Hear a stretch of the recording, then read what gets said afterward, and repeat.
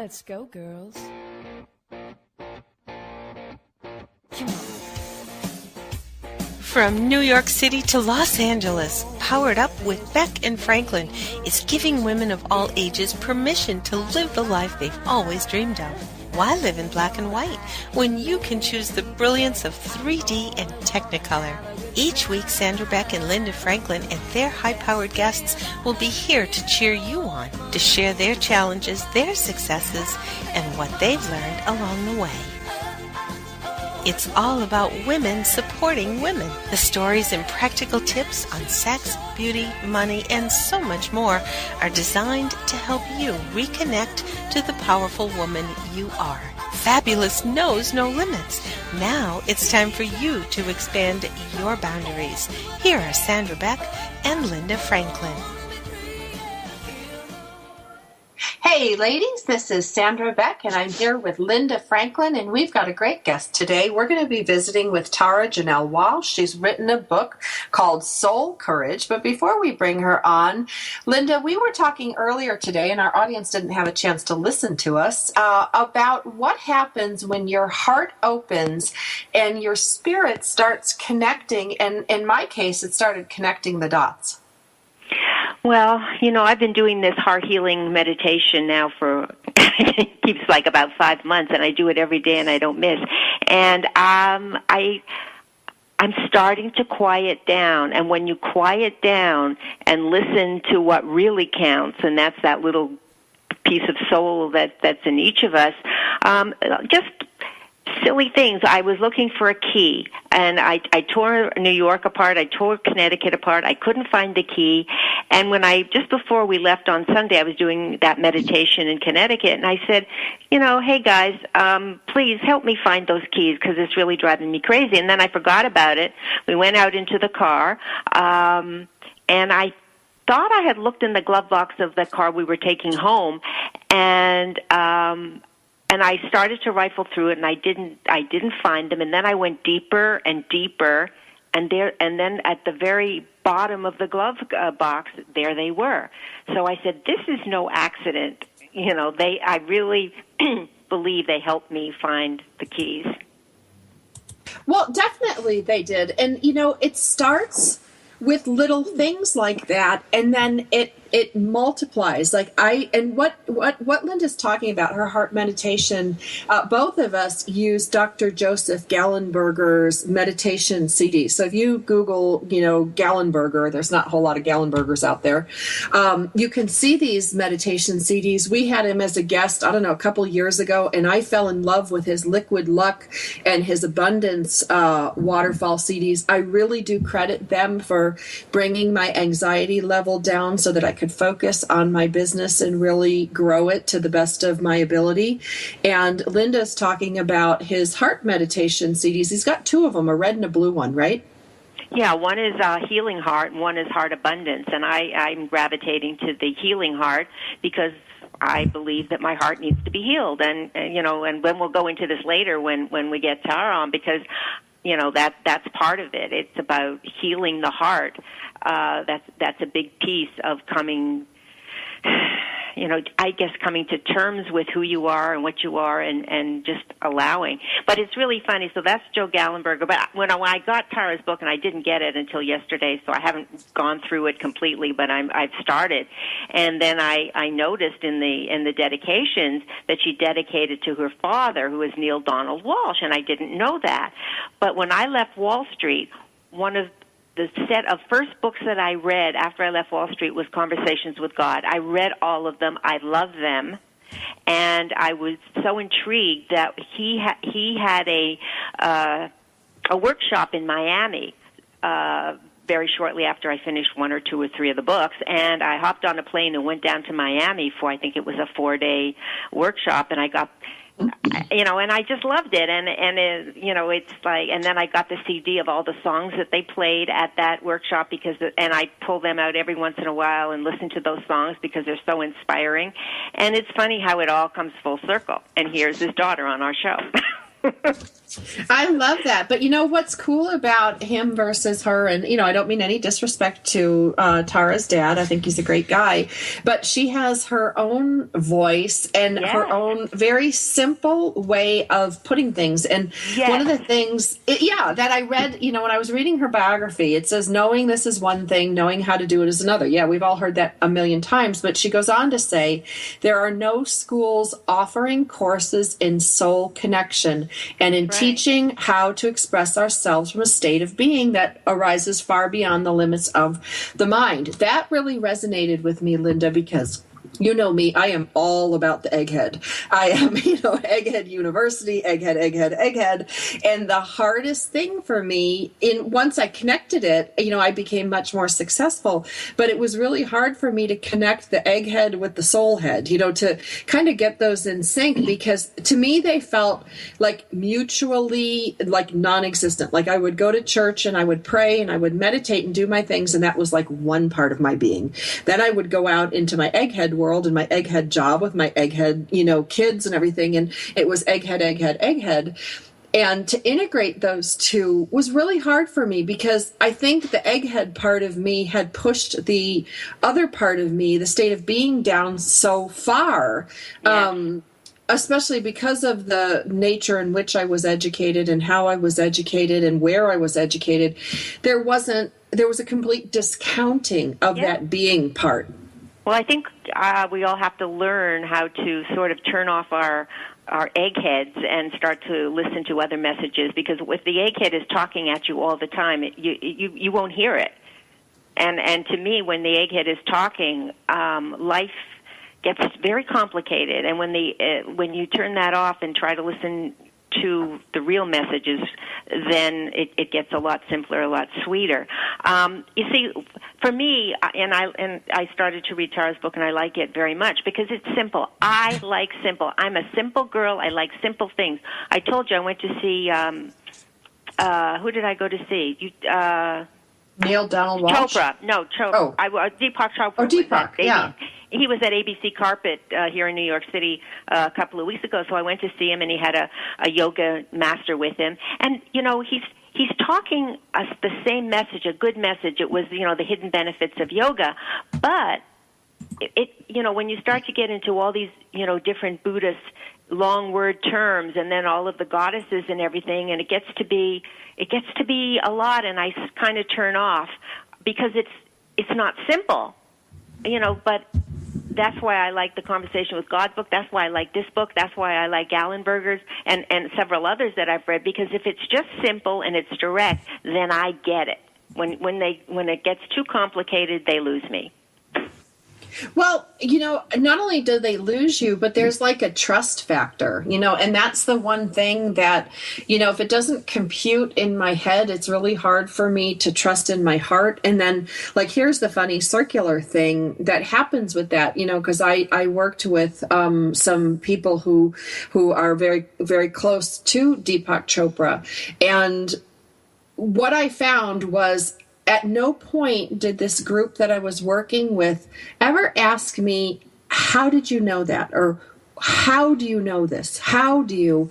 And a lot of times when we get out of our eggheadedness, and we let things come through, we actually know a lot more than we think we know. And I don't know if it's divine intelligence coming through, but it saved my ass more than once. And once I learned to trust that, I didn't need so much technical explanation and technical. Right. It's amazing how, because my whole background is analytical. You must prove it. And then when I worked with this group of people who are all very high-level spiritual writers, I would say something and they go, oh, that's good. And they would write it down. And I'm like, what do you mean? I don't have to defend this. I don't have to cite all this stuff. And, and I could if I needed to. It wasn't like I was just spewing nonsense, but it was very interesting to be part of a think tank that didn't I always say, go back to the egg. Like, didn't go to the egghead part of us. That we could kind of use all of it. Well, Charles talks about it in the book. I can't wait to get around about the soul team. And when you connect with somebody, and not on that level, because it just feels good. You love being in their presence. You can't wait to see them again. It's just a calmness.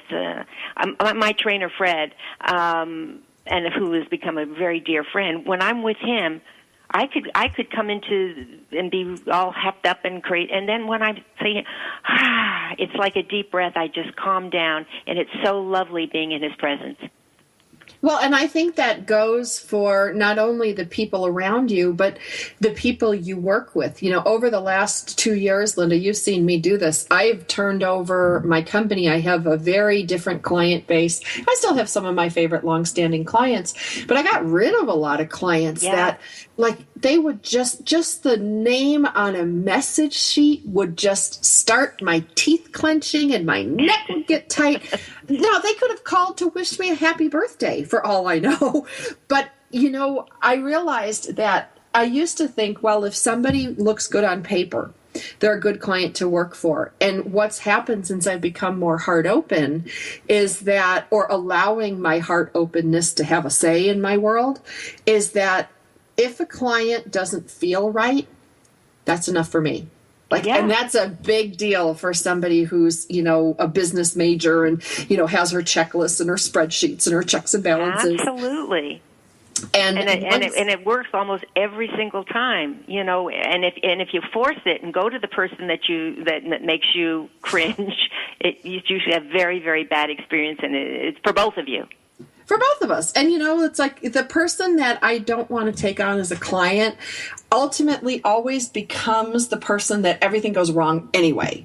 You know what I mean? It's like, it's never my, it's just that whole negative ball of whatever.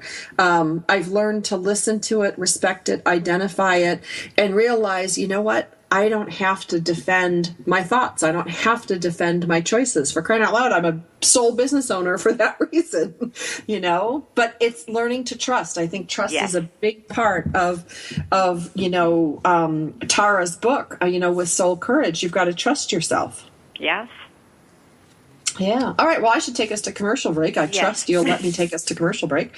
Our guest when we come back from the break is Tara Janelle Walsh. She's written a book called Soul Courage, and it's produced by Rainbow Ridge Books, and it's a body, mind, and spirit book. So you're not going to want to miss this in-depth interview with her when we get back. If you liked what we said in the opening segments, you're going to love what we're going to say when we come back. More after the break.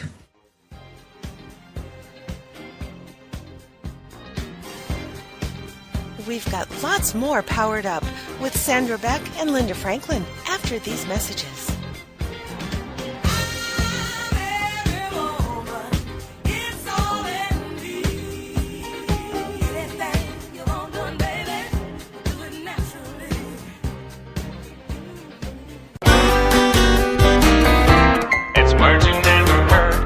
Live in the Dallas-Fort Worth area where every spring we seem to get pummeled with hailstorms. What's another name for a thunderstorm?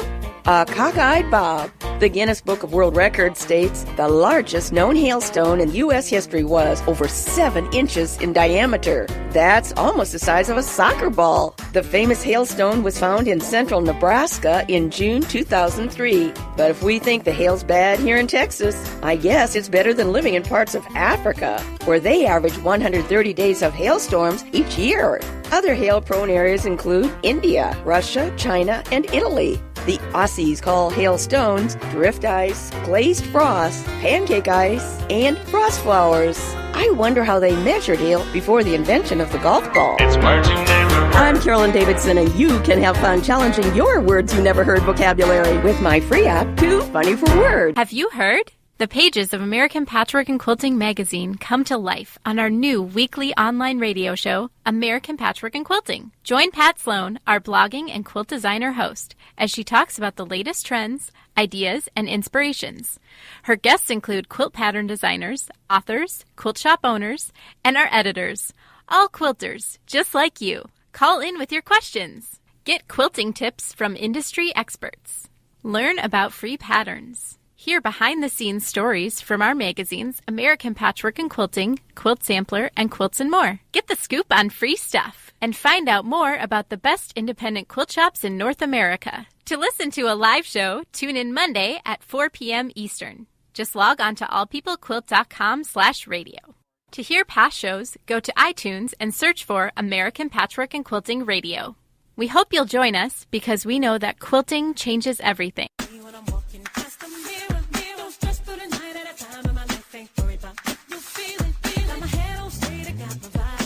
We're back with Sandra Beck and Linda Franklin. Here's more Powered Up with Beck and Franklin.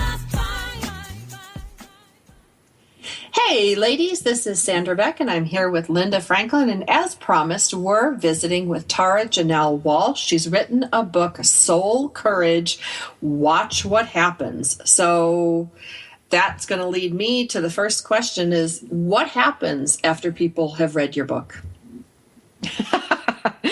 Well, first of all, hello.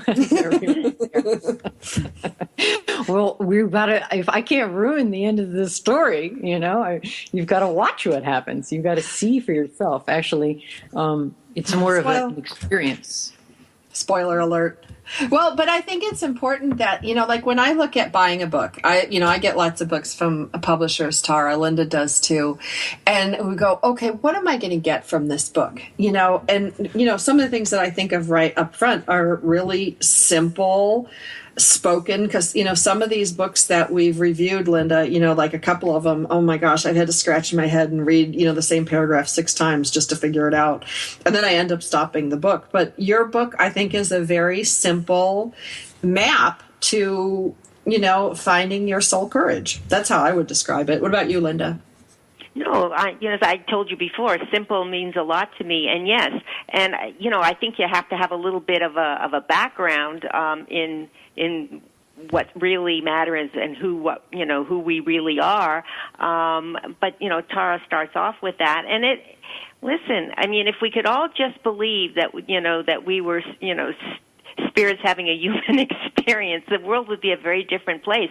But Tara, why do people not want to hear that message? Why is it so frightening?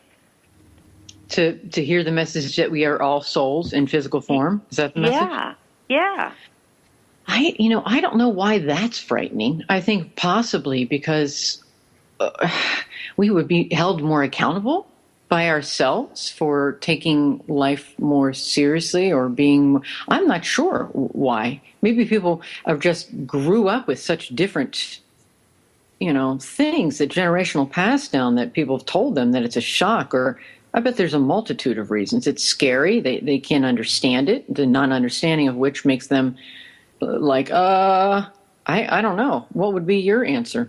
Well, I didn't, that was certainly nothing that I grew up with in my family. I mean, I was brought up Jewish, but, that was, the beginning and the end of it. There certainly wasn't any kind of talk about spirituality or souls or anything like that. I mean, with your dad, was it part of your early upbringing? Is it something that you accepted or something that you rebelled against? Yes, part of my upbringing, even way before Dad wrote the book. My parents split when I was like 2. So my mother raised me for the most part. And her side of the family is Catholic, but my mom was the black sheep of the family. And we did not go to church or do any of the, practices, the religious practices. She, on the other hand, was all into the mystical and ARE meetings every Wednesday, which she took us to ever since we were like 8 years old to when we were 15, and had meetings at our house and, crystals and all kinds of stuff we were just introduced to at a very young age.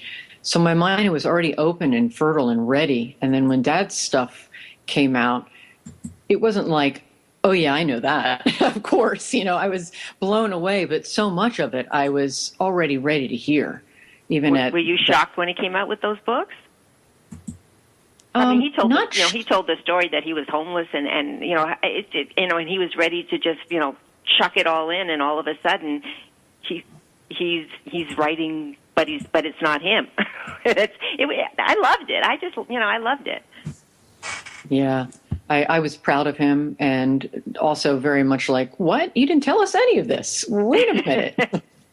So, and it just looked at my dad in a whole different way, like, wow, didn't realize he was this in depth, because he was always just daddy. And now all of a sudden, of course, he was always more than that, because we would have talks and he had such great insight and so forth. So I wasn't blown away, but definitely shifted things. You know, I know. I thought, you know, you're doing all of these wonderful greeting cards, and that's your company. What inspired you now at this time to do this book? Well, I tell you, I've been wanting to write this book for a long time, and I didn't have the courage, I will admit openly. I was scared and nervous, and I don't know, about being judged, about people saying, oh, just because her father's a writer, she thinks she can do it too, about people putting me under a microscope, about failing, looking like an idiot, no one getting me, about just everything, scared of failure, scared of success, scared of judgment, scared of the whole shebang. And I moved through that. I still wanted to express myself so deeply, and that's when I moved into the greeting cards, and I wrote and designed those. And I was nervous when I put the first batch of those out. I was like, are people going to get me, or do they think I'm crazy? And I got such great response from them. People would cry and just love, you know, what I was putting out there. So little by little through the years, I've just, built the courage and been writing and just decided I'm doing it. I've got to do this. Well, and see, I'm just going to say, Tara, I want to jump in. Sorry, Tara, I'm going to get it wrong all the time. I love what you just said, because you know, I come from a cornfield, so there's like no risk if I fail. Like, I just go back home and raise chickens. So there really, you know, if I try things, there's not any, you know, really big fear other than, you know, oh, well, it didn't work. But when you look at somebody who has a very successful dad in the field, I truly never thought about what you just said, because when I look at a famous person in whatever industry is they're in, and then their kid does something, you know, whether it's Kid Rock's kid singing or, you know, whoever, you think, oh, well, you know, they're just trading on their dad's coattails. Oh, they're just, you know, they got a leg up. Of course they got, you know, the song published. I never really thought for a minute how much fear there would be living in that successful person's shadow. And like, when you said that to me, I was like, oh, I totally get it. Yeah, so much so. And you're right on the mark with those previous thoughts and judgments, because that's what people do think. People think, oh, must be nice. Since your dad has all the leads and you just instantly got published. And no, I had to show up. I mean, I couldn't have just written anything and had it published. Of course, he had connections, of which I'm grateful for, but it's just scary. It's scary to know people are going to judge you. And I just had to let go of that and choose me, you know? Yeah. Have you let go of that now in other parts of your life? I mean, because, you know, we talk about fear, and fear is such a big thing for so many people. You know, we all have fear about certain things, but if we can get past that fear, and, you know, good things happen, but it's just getting through that wall. Yeah, it is. It's difficult. And, you know, an answer to your question, yes, in a lot of ways I have let go of the fear. And in a lot of ways there still is fear around, you know, upcoming things or, you know, other things. And it's natural, but I process my fear differently. Maybe it's still there, or it's there in different ways, but I don't let it rule me. I can almost like see it as a watcher and see it trying to take a life of its own, but understand that none of it matters at the same time. You know what I mean? Yes, yes. You know, I think that that's a big part. If we didn't take our physical part and, you know, of this lifetime so seriously and just got out of the way, things would be so much smoother for us. But we get so entangled in in life. It's just, you know, and sometimes it's very detrimental. Right.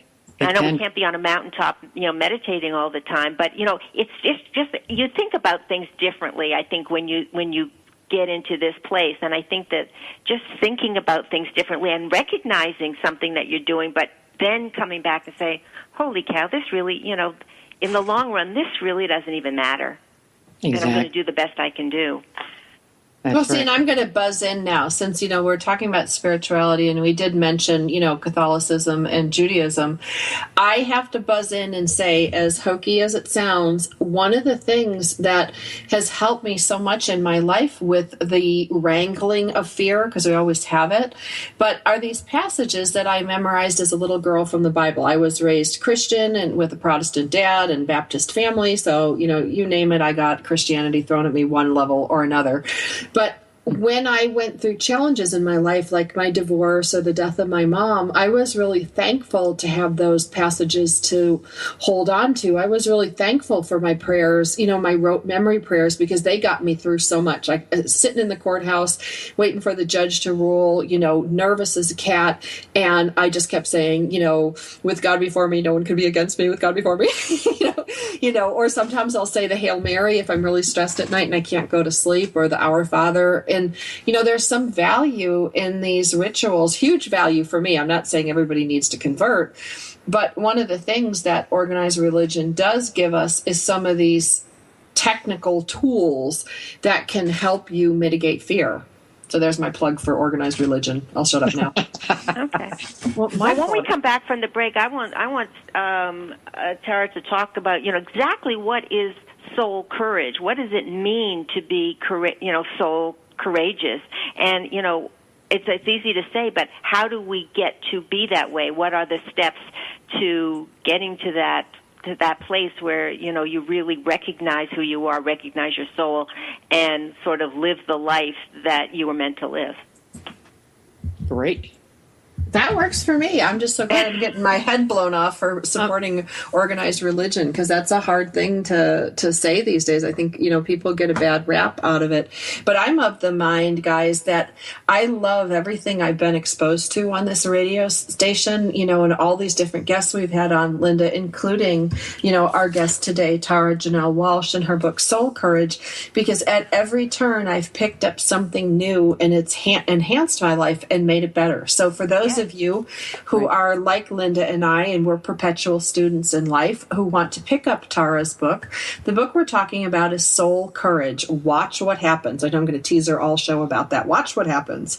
But you know what? Watch what happens, because when you invest in yourself, when you believe in yourself, when you pull yourself out of your thinking and your rote memory, and you're always doing it this way, and you try something different, guess what? Watch what happens. You get different results. We will be back from the break with Tara Janelle Walsh. This is Linda Franklin and Sandra Beck of Powered Up Talk Radio. We'll catch you after the break.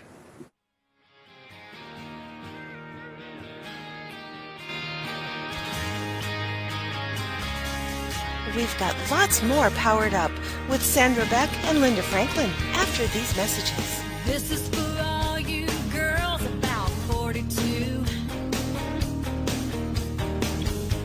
Tossing pennies into the fountain of youth. Congratulations on being the proud owner of an adorable, soft, cuddly, sweet-smelling, smiling, cooing, hungry, tired, gassy, screaming little bundle of joy. So now what? Where's the owner's manual for this thing? Where are my instructions? Right here. It's Baby and Toddler Instructions with Blythe Lipman on TogiNet.com. Infant care specialist Blythe Lipman has worked with babies for over 20 years and works extensively with new parents, providing workshops, in-home visits, tips, and daily phone calls to ease those frazzled nerves. With Baby and Toddler Instructions, you can get the advice you need on how to survive and enjoy your baby's first year. For more information on Blythe and how she can help you, go to babyinstructions.com. From 32 ways to stop a baby from crying to 14 ways to get a baby to eat and so much more. It's Baby and Toddler Instructions with Blythe Lipman on TogiNet.com. It's words you never heard. Do you ever get nervous riding in an elevator because you're afraid the cable might snap? It's entered my mind more than once. According to Elevator World magazine, on the rare occasion a cable breaks, the car won't plunge to the bottom. This is because elevators have as many as 10 cables holding them up, each capable of supporting a fully loaded car. Sometimes I feel a little mischievous in elevators. Next time you're feeling like a rapscallion, try one of these little jokes. When there's only one other person in the elevator, Tap them on the shoulder and then pretend it wasn't you. Push one of the buttons and pretend it gave you a shock. Or maybe start a sing-along. What's a word for a person who thinks he's funny but no one else does? Witzelsucht. It's words you never heard. I'm Carolyn Davidson, and you can have fun challenging your words you never heard vocabulary with my free app, Too Funny for Words.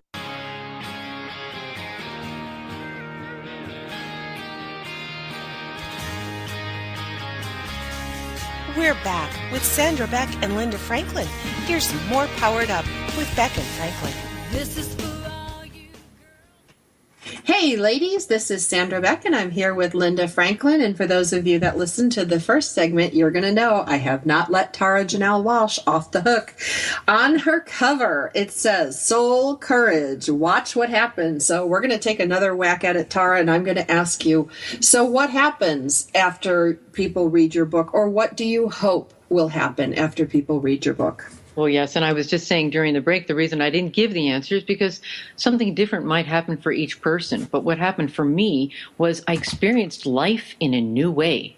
It was almost as though I came out of hiding, if you will. I know that sounds dramatic, but my cloaks were off. I let things down, and I just felt so open to people and to life. And I felt like suddenly I got things. My relationships improved. Things felt like they were flowing to me more and more readily. People just felt like they understood me. People looked at me. They saw me. My world just felt clean and real and open, and I felt free inside, and as I do now. So just define for some of the listeners, what is soul courage? Tell them what that means, like in everyday life. What does that mean? Well, soul courage is daring to be and own all of yourself without shame, without judgment, apology, excuses, without hiding, without any of that. Whatever that is, whether that's joyful, whether that's sad, whether that's frustrated, but bravely being all that you're encompassing in that moment, whatever moment you're living in.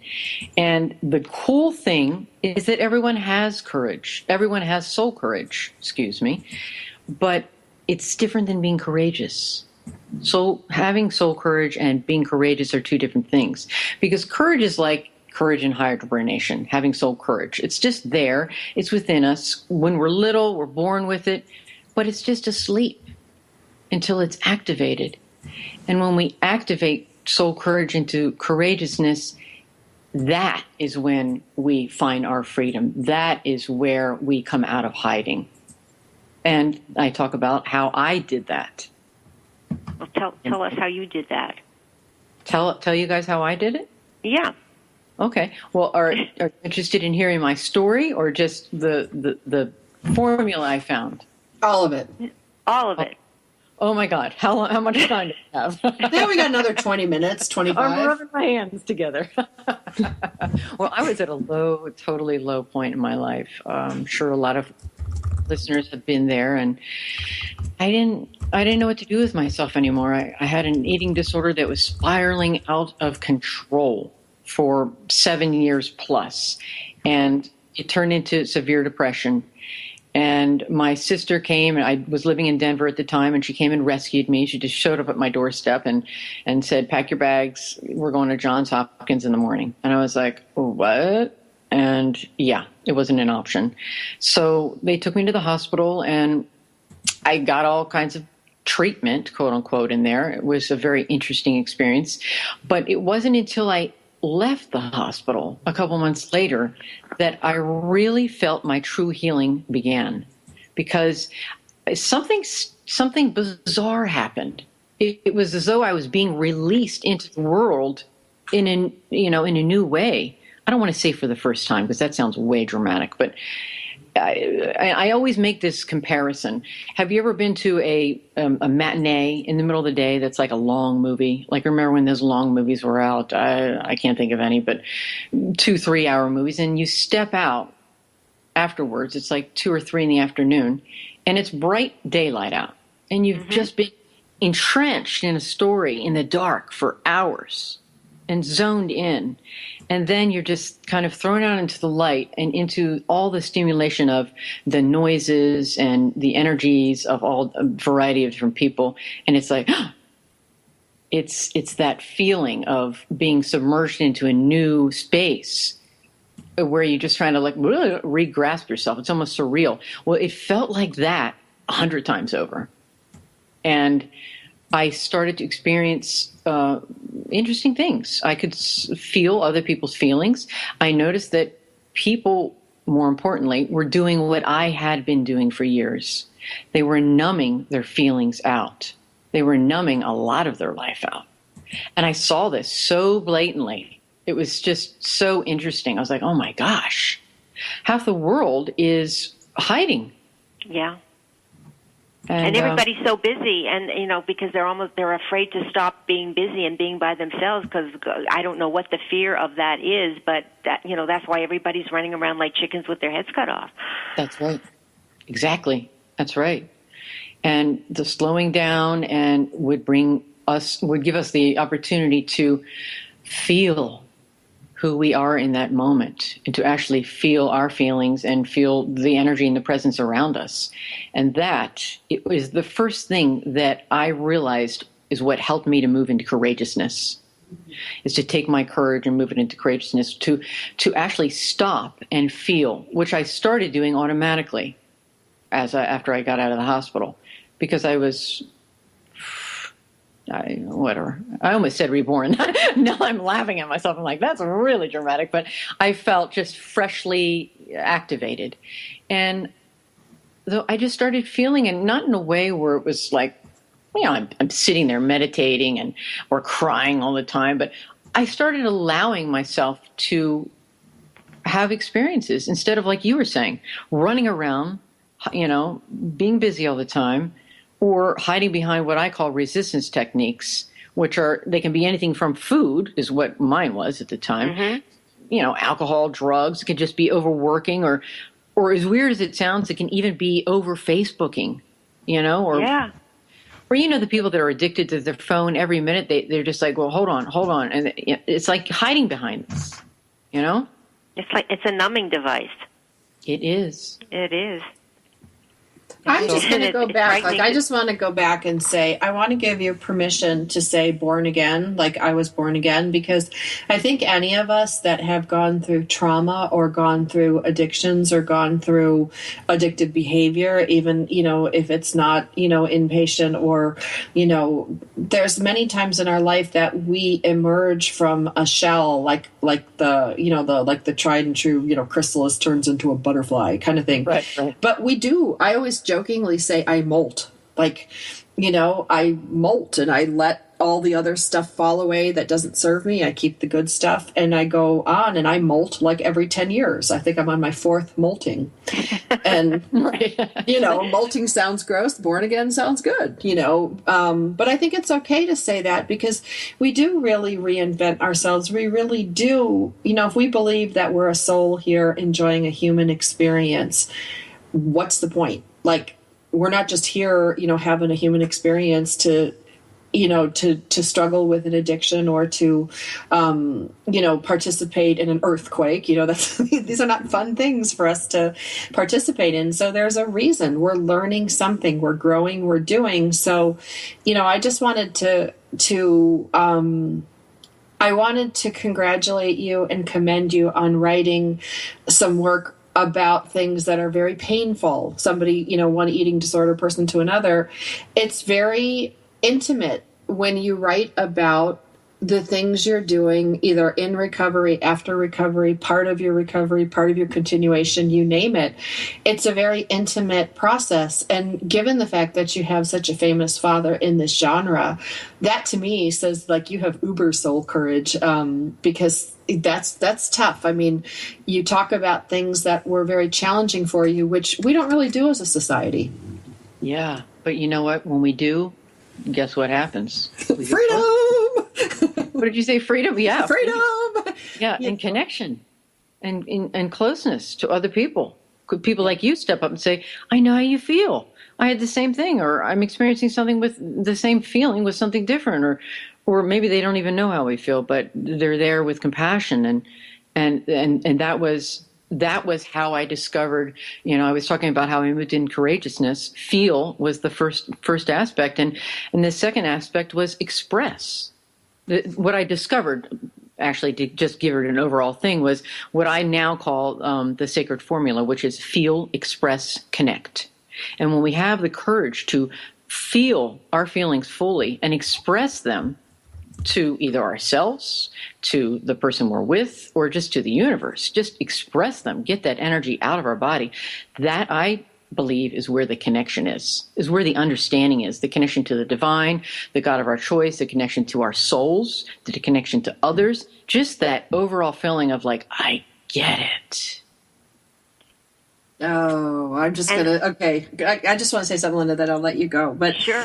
Linda pointed out to me something before the show today. We were discussing your book, and she says, San, one of the things that we resist reading are sometimes the most important thing we need to read. And, Linda, you said that to me. And then now, Tara, when you said feel, connect, express, that was the hardest thing for me to do, because I had numbed everything off. I'd shut everything off so much that I didn't feel anymore. Well, if you can't feel, you can't connect.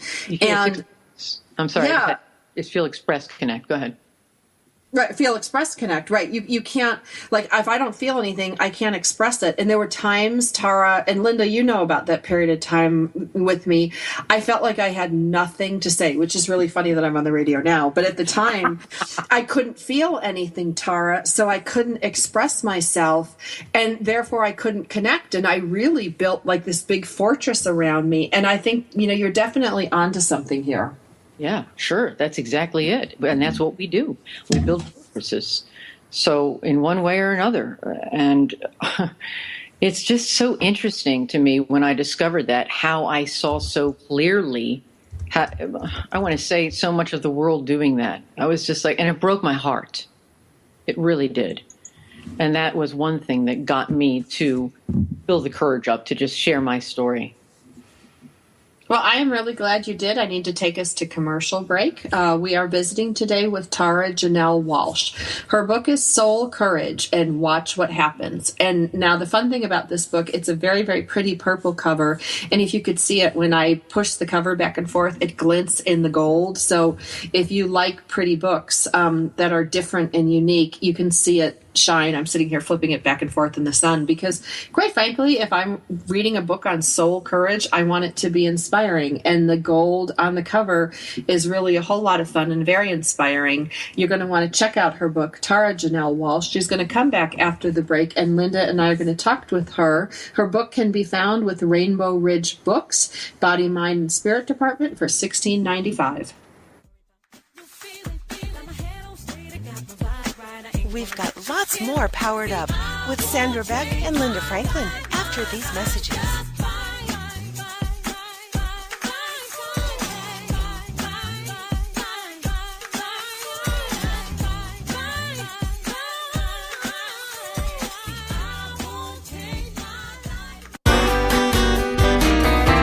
It's words you never heard. A new study finds the happiest couples sleep the closest together, as in less than an inch apart. A survey of 1,000 couples found that 86% of those who kept such close perimeters reported they were satisfied with their relationship. Only 66% of couples who slept 30 inches apart or more reported being completely happy in their marriage. What's the word for getting up on the wrong side of the bed? Metutalipia. Another predictor of relationship happiness is touch. While 94% of couples who made physical contact throughout the night reported a happy relationship, just 68% of couples who kept their distance did the same. What's the word for the semi-conscious state between sleep and wakefulness? Hypnopompic. It's words you never heard. I'm Carolyn Davidson, and you can have fun challenging your words you never heard vocabulary with my free app, Too Funny for Words. Congratulations on being the proud owner of an adorable, soft, cuddly, sweet-smelling, smiling, cooing, hungry, tired, gassy, screaming little bundle of joy. So now what? Where's the owner's manual for this thing? Where are my instructions? Right here. It's Baby and Toddler Instructions with Blythe Lipman. on TogiNet.com. Infant care specialist Blythe Lippman has worked with babies for over 20 years and works extensively with new parents, providing workshops, in-home visits, tips, and daily phone calls to ease those frazzled nerves. With baby and toddler instructions, you can get the advice you need on how to survive and enjoy your baby's first year. For more information on Blythe and how she can help you, go to babyinstructions.com. From 32 ways to stop a baby from crying, to 14 ways to get a baby to eat, and so much more. It's Baby and Toddler Instructions with Blythe Lippman on TogiNet.com.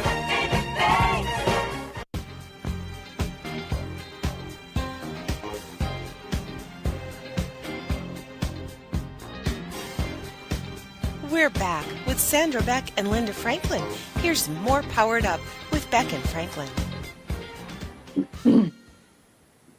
Hey, ladies, this is Sandra Beck, and I'm here with Linda Franklin, and I didn't mean to sound like, Joe Book Peddler, but I do like to know how much books cost, and I was corrected that it is available on Amazon for $14.95. I know sometimes these spiritual books can be really outrageous, but I want you to know that this one is very affordable, and neither Linda nor I have been paid to promote this book. This is just a book that we both wanted to read and discuss, and it's very interesting, and it brings up a couple points that I struggle with. One is being present, and the other one is being unconscious. I'm really good at putting myself into a conscious state so I don't have to be present. It's part of my avoidant personality.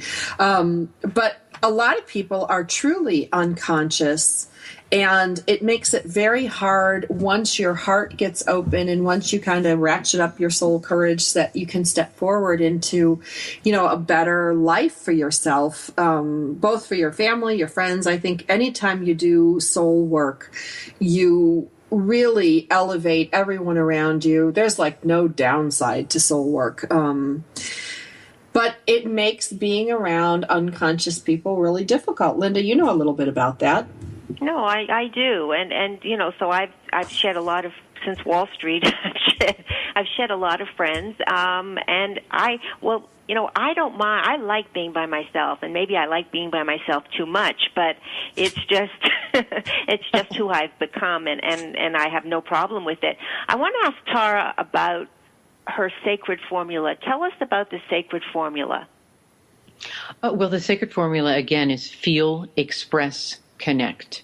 And it is the way in which I discovered how to activate my courage into courageousness. And I discussed a little bit about feeling and then expressing, because it does no good to have all these feelings inside. As we all know, emotions are energy in motion. So if we just feel them, they're trapped in our body. And that often leads to illnesses and more depression and more addiction and more numbing and so forth. It's like a spiral. So the expression was half of the healing and the movement into being courageous. Because, gosh darn it, even when you're expressing alone, even when it's not face to face, I found initially, and even to this day sometimes, it's scary. It's scary even to cry sometimes. And the bizarre thing is sometimes it's scary to even be excited. That it wasn't something I discovered. It wasn't just what I did with my pain. Because I ask in the book that, I bring up that I asked myself, what do I do with my pain? And then I also realized, what do I do with my joy? Do I give myself that moment to feel and express it? Do I jump up and down like a kid, like I did when I was younger, and go, yes, I just wrote a book? Or do I go right to what happens if I'm a failure? What happens, just deprive myself of that? So, so much of the express part is cathartic and movement and just freedom. And then comes the connection part. That's the result of, I believe, feeling and expressing. Finding that connection, it actually just dovetails right in there, just blends in. It's like I was saying earlier, wow, okay, I get it. I feel connected, more connected to this person because I express my feelings. Even if they were disagreeable feelings, I now feel more connected. Even if I'm expressing to myself, I feel more connected. So that became my formula. And I doubted it at first when I kind of thought of it. I thought, I don't know. am I onto something? I thought I was onto something. And so I tried it out. I kind of dabbled in giving it a shot, trying it out on some people I knew. And it sounds kind of silly saying tried it out because it's just part of my being now. But I just wanted to see if other people got it, if it had any effect on other people. And to my delight, I saw that it did, that people magically opened up and that there was a beautiful connection made, even with perfect strangers, as I illustrate when I'm at the shopping mart or Target or wherever I was, talking to the checkout lady. So that became, something that, as you guys say, most simple thing, but suddenly became so clear to me. Mm-hmm. Well, because everything else is fake. Like, this is the problem I have. And granted, I live in Southern California, like the fake capital of the world. But, when you're struggling with stuff, everybody seems even more perfect. Like when I was getting divorced and my mom was dying, all like within the same, and I went through foreclosure all within a couple months. I looked around and everybody looked like blissfully happy couples. Everybody else was paying their mortgages and getting new cars. And, it just shut me down even more. And so the few people that would come to me from a point of, hey, look, I'm not perfect and this is what's happening in my life that's not great. Not that I wanted them to have problems. Nobody wants that. But we all struggle. And so much of our society is about this facade that my life is effortless. I'm 60 years old and I look like I'm 20 and, I don't have wrinkles. I don't age. Like, it's really, really hard and it really shuts down. At least it does for me. I can't speak for other people. But when that happens, it shuts down like how I feel. I start feeling bad. So then I, shut off my feelings. Then I stop expressing. And then, what a shock, I stop connecting. Right. I think that it's like that thing about like Linda. I love Linda because she always tells me like the reality. She'll be like, look, did you ever think of it this way? Or did you ever think of that? And she's no sugarcoating, no, but it's real. And I think we're all craving real. Yes, but it's scary to be real, right? Oh, that means we have to be vulnerable. Yeah. So that's the part. But you're right on it with everyone's walking around wearing cloaks. And that's another thing I noticed. And, I have a big thing going that's, I always say, cloak be gone. I make a little joke out of it, even when I notice my own self trying to put a cloak on, because it still happens. It's still natural to want to protect ourselves. But how aware are we of it? How present are we with ourselves and with other people, as Linda was saying, that we can sense when we ourselves are, have a wall of protection around us, or making, putting a facade on, or wearing a cloak or a mask or whatever you want to say, but we're not allowing ourselves to be vulnerable enough to let our true, authentic selves shine, whatever that is. We're feeling like we need to do the dance, do whatever it takes to keep everyone in the room, to keep everyone happy, and to continue creating approval from everyone. Because we, for some reason, are under the impression that if they approve of us, then we'll stay connected. Now, let me ask you, did you let your dad read your book before you turned it into the publisher? Yeah. Are you kidding me? He edited it. Oh, okay. I was just curious, going like, because your book has a lot of vulnerability in it. And maybe that was my own experience with it. And maybe I'm projecting my own things. But there were times that I felt what you felt. And it, and it's very intimate and very vulnerable for just a little old book. This is so funny. I can't believe you say that. I had so much more in my book about just my own personal vulnerabilities. And my dad was crossing things off, big X's. Too much information. TMI. Readers don't care about you, throwing up or, whatever the situation was that I was exposing. Readers don't care about this. And I'm like, oh. Well, I thought that's what made me real. I'm kind of going here, taking the knife to my wrist. This is who I am. I'm not scared anymore. And maybe you can identify. So, but like you were saying, and as Linda mentioned earlier, it's, we connect with certain people and we don't connect with certain people. And as long as we don't take it on as a responsibility, it's our job now to give everyone soul courage. It's just our responsibility. But we can build what I call a soul team. And that is, maybe we're not making other people responsible for being aware or conscious or present or having courage like us, but we can detect and feel inside when we meet others who are on the same path as us. We can sense that they are on our team spiritually, on a deeper level, on a soulful level. And to live life in a way that we know we're not alone, to gather them up energetically, our soul team up, and know that we're all in this together, and to have their best interest at heart, they have our best interest at heart, and they're people that we can go to with anything. So we know we at least have that. Yeah, well, that's a real gift.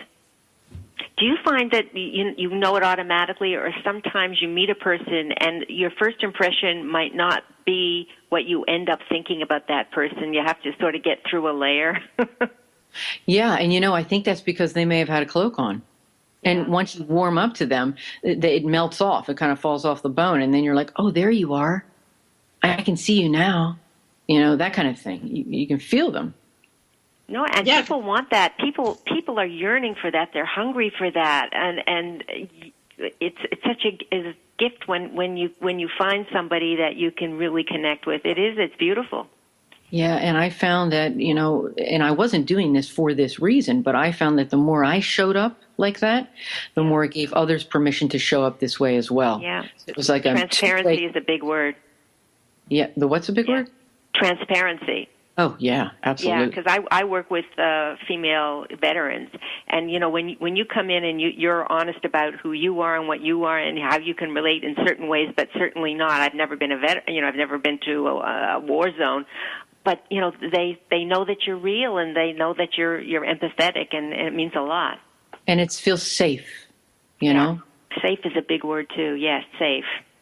Yeah. Well, yeah, because you can't just take your cloak off for just anybody. I mean, there's a lot of weirdos and creeps out there. I mean, I'm not trying to be like negative Nelly over here, but it's a fine line. Like when I meet somebody and I instantly have that then I'm like, that shield's up, and I just.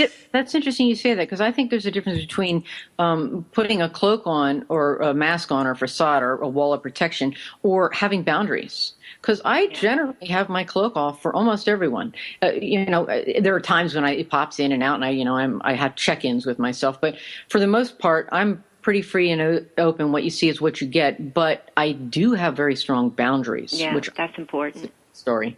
Yeah. Oh, maybe that's a story for another show. I know. Yeah. We need a whole nother show on boundaries. So if you liked our guest today, her name is Tara Janelle Walsh. Her book, Soul Courage, Watch What Happens. I want you guys to read it and watch what happens in your life. There's lots of little essays in here. It's an easy read. Linda and I have both talked about that. Easy and simple doesn't mean it's not any less valuable. It just means that you don't have to work so hard to understand what the book is about. Soul Courage, Tara Janelle Walsh will be back again next week. Thank you.